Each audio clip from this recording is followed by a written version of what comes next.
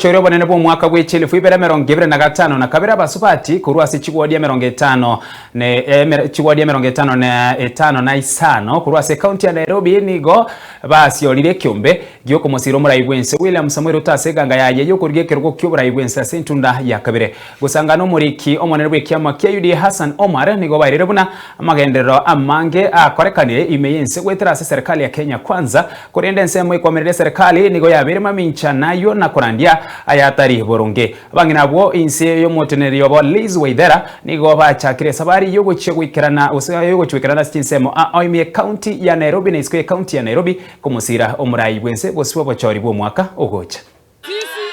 Sisi kama Tutam Brigade tumekataa ukabila Nairobi. Kabisa. Tumekataa ukabila Kenya. Kabisa. Tumesema rais lazima aheshimiwe. Yes. Na hata heshimiwa kwa maneno peke yake. Ataheshimiwa kwa sababu tutaonyesha ile kazi ambayo amefanya. Rais anakuja na scorecard, wala wanakuja na maneno. Sisi tumeamua hatutaenda kwa maneno. Tutaenda nyumba kwa nyumba.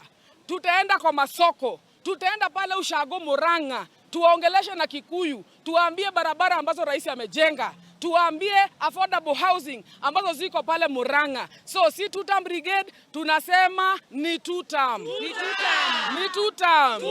Harambe. Ni mambo ni matatu. Tutamchukua, tutamrudisha, tutamvotia. Sisi kama watu wa coach alitusongesha hapo kwa mto. Watu wengi wangekuwa wamekufa hapo. Lakini sasa hawakukufa. Sisi tunasema tutamchukua, tutamvotia na tutamrudisha. Mambo ni matatu. Niko kadi si movement ya kutoa Ruto, juu kila mtu ako na haki ya kutoa opinion yake. Mimi kwangu, mimi ni Gen Z na mimi kura yangu ni ya Ruto na wenzangu pia wenye najua wenye tuko kadi na kadi ni kwa Ruto. Mimi kwanza nilifaidika sana kwa ile ilikuwa watu walienda State House, nilipatiwa pikipiki yangu na Ruto. Mimi sikuwa na own anything, sasa na own pikipiki na logbook ni yangu.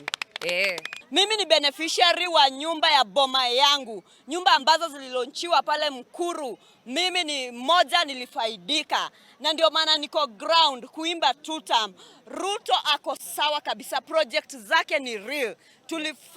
Tuliregister, tukaingia kwa hiyo story ya boma yangu, na wakati tulimaliza hizo procedures zote, hapo tulipewa kitu inaitwa offer letter, na pale mtu akakuwa handed over nyumba yake. Mimi beneficiary niko na bed sitter yangu.